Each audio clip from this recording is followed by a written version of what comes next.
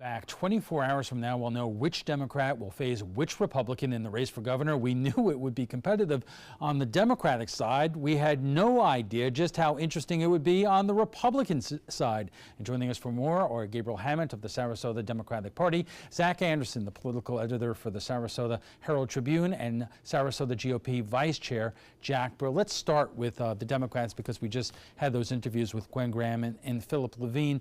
And Zach, the polling has been all over the place on the Democratic side. Some polls have Gwen Graham up by 9 points. A new poll has her up by 1, and Gillum surging, but Levine surging. What's your take?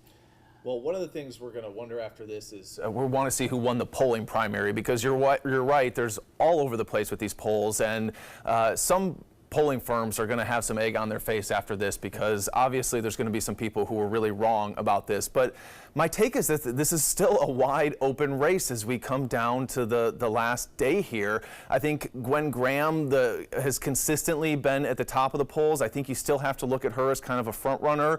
But, I think the top 3 candidates, Philip Levine and Andrew Gillum, has been surging. I wouldn't be surprised if any of those 3 pulled it out at this point. Gabriel, let me ask you this. In terms of the Suncoast, which Democratic candidate has the big mo? I see 3 candidates in a dead heat in Sarasota County. Gillum, Levine, and Graham. They all 3 have been through here numerous times over the last month, 60 days. And I see Gillum with a significant surge. He's had a number of national figures come into the state and campaign with him. So is Graham.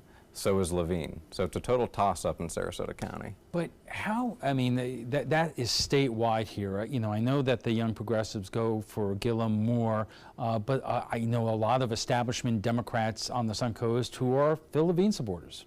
Yeah, Phil Levine, I think, has done well with the Jewish segment in Sarasota County, which is significant.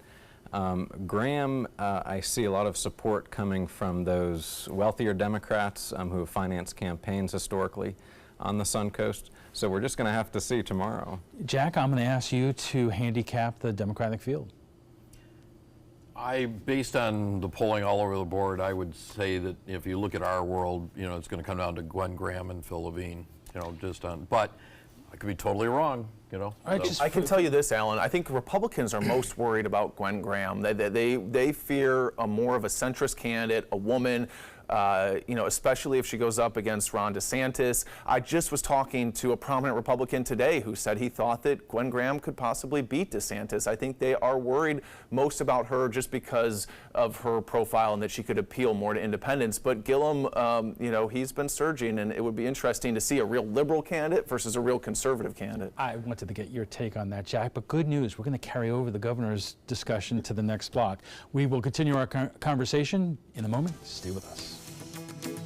Welcome back, everyone. We are continuing our discussion about the governor's race. Let's turn to the Republican side. And again, Jack, the polling is all over the place, at least that we knew about it. We knew that the president really made Ron DeSantis, and that from that, he bolted into a pretty good lead there. Now we hear other whispers that in the prevailing week since the Trump visit to Tampa, that Adam Putnam has creeped back into this race. What are you hearing out there? The last week's polling has shown that a lot of the race has tightened up tremendously.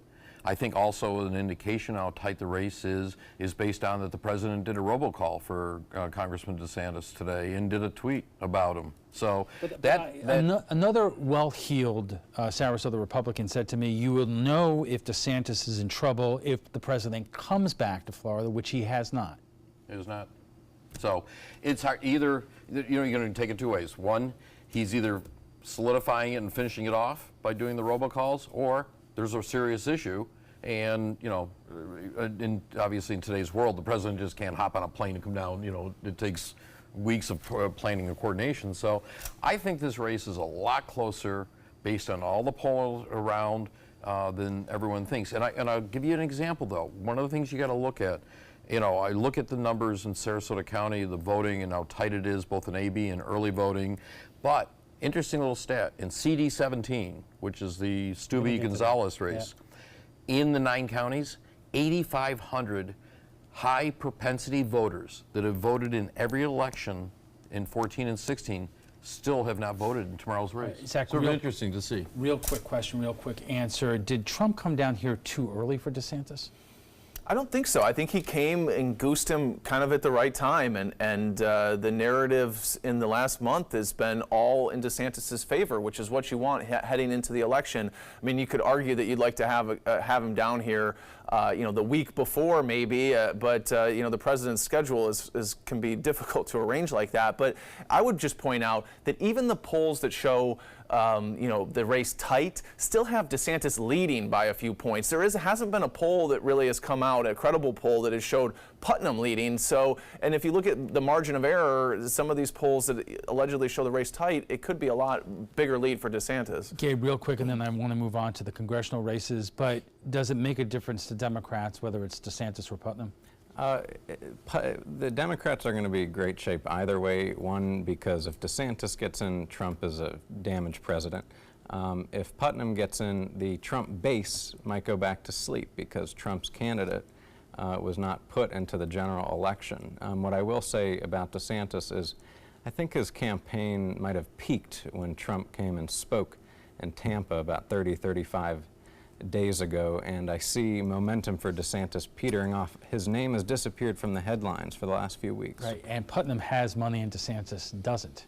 Yeah, I mean, if that could be Putnam's saving grace, that he has a strong campaign organization. He's out there identifying his supporters and trying to get them to the polls, and he's advertising extensively. And don't forget the undecideds. There's still a large number of undecideds as of last week. Okay, let's talk about the race in the 17th congressional district, the GOP primary. It has really been a bloodbath among two Republicans, Julio Gonzalez and Greg Steube.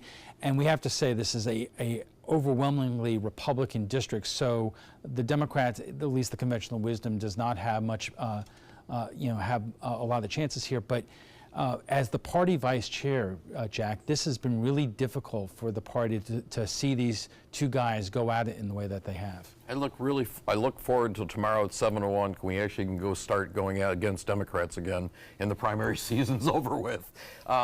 Yes, this is whoever wins the primary tomorrow will be our next congressperson in CD17. The numbers just show that happening.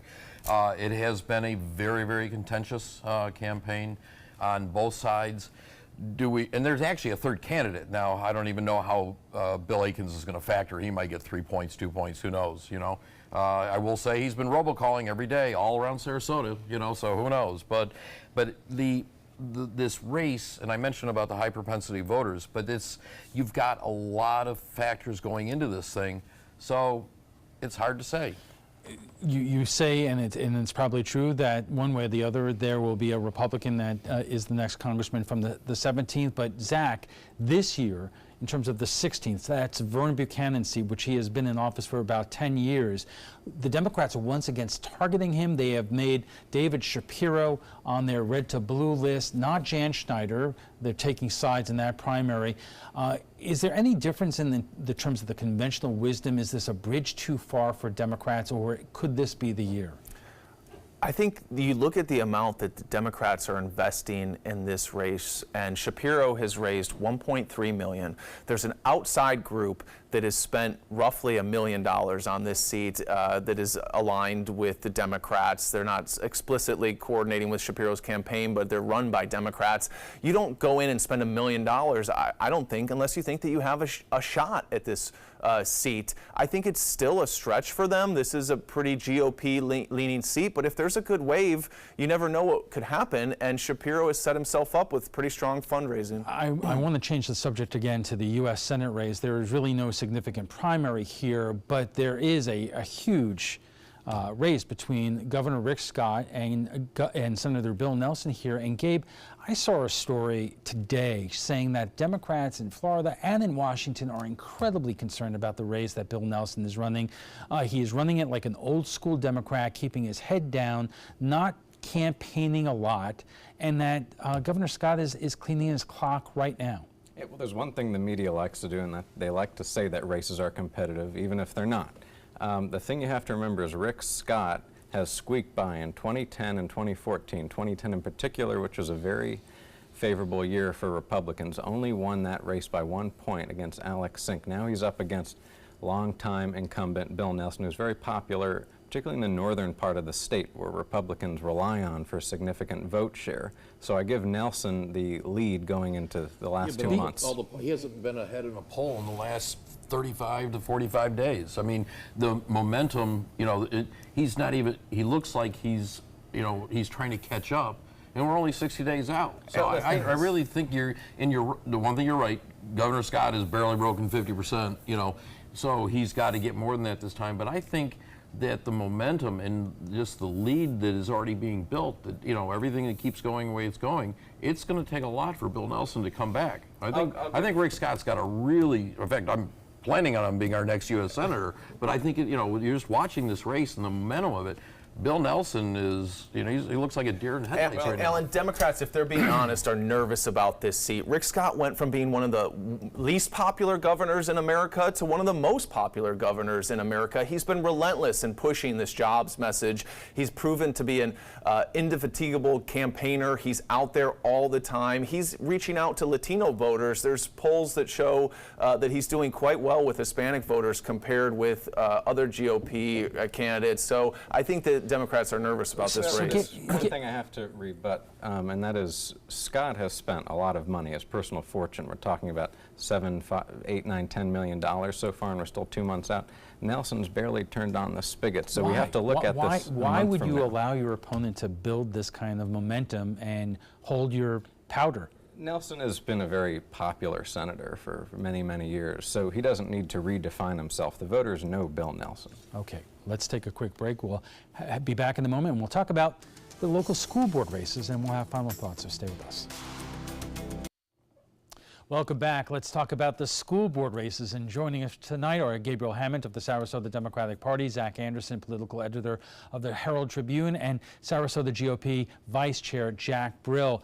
And we've done debates on every single race in the school board in both Sarasota and Manatee, but we really have some barn burners here. And let's start with Sarasota, where it turns out that Bridget Ziegler, the chairwoman of the Sarasota Board of Education, has a real race on her hand with Nick Guy here. You know, Zach, Bridget has been a very popular person in town and on the school board, but is she nervous tonight? I think so. These are some of the most interesting races in our region. You know, there's been a lot of turmoil in the school district over the last 18 to 24 months. Questions about the school security issue and the direction that they've gone with that, and other issues. And I think that the incumbents have to feel a little bit nervous, because I think there is sort of a sense that, you know, the board members have not been able to get along and do what's best for the county to some degree. Now, you know, this is a GOP-leaning county, so her opponent is a Democrat. I think he's going to have a bit of an uphill climb here. But the numbers, the early voting and absentee ballot numbers, look pretty good for Democrats. You know, Republicans have a significant voter registration advantage in Sarasota County, but Democrats are, I think, less than 1,000 votes behind them in early and absentee voting. And if you factor in the nonpartisan affiliated voters, you know, who knows where those races are going to go. And then we could talk about Shirley Brown and Karen Rose. And I know that the Republicans have really been behind Karen Rose, even though it is a race that doesn't deal with party here. Do you feel, Jack, that you have an opportunity there? We do, and you know, to Zach's point, 58,842 people have voted so far from all three, you know, parties, and this is the general for that race. So with that, you know, you've got a lot of NPAs because of Karen's background and the things she's done and the accomplishments. That could be a real factor and a positive for Karen Rose, is the turnout, because it is a general. You know, it's not. Gabriel, I know that you are friends with Shirley Brown here. Should she be nervous tonight? It's a close race, so depending on who you're backing, you definitely need to go out and vote tomorrow if you already haven't. And I will say, if you go back to the Caroline Zucker race and Teresa Mast race, you saw the Democrats put Caroline Zucker over the top. They had that Sarasota Classified Teachers Association and Sarasota County Democratic Party. The difference, hold on a second. The difference this time around is that the teachers union or association is backing the Republican. Exactly, and that's why it's competitive, because you have longtime incumbent Shirley Brown, who was in the legislature for 8 years and has been on the school board for a long time, against this wall of money that has come at her. So quite frankly, it's a total toss-up at this point. Okay, we have less than 2 minutes left, but I want to get your final takes on things in terms of final thoughts. And Zach, what are we going to learn tomorrow night?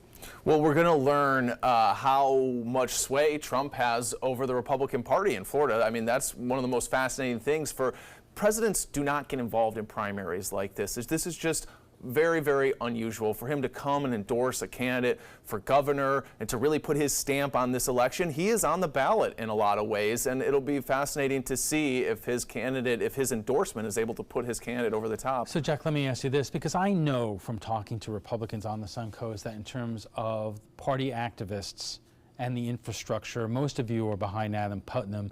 But should Ron DeSantis win this primary, is everybody going to fall in line? Absolutely. We will do everything we can to defeat the Democratic nominee for governor. That's an easy question to answer. So we will be unified on that.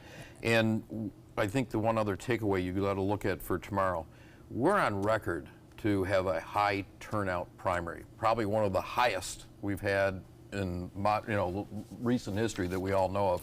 We could be breaking the 30%, and that's a lot higher than 16 and 14. One way or the other, that is good news, because that's what our democracy is supposed to be about. All for it. So it'll be really telling to see, especially with the nonpartisan races, because in addition to the Karen and Bridget, you've got that four-way primary in school board. Gabriel, what's your takeaway?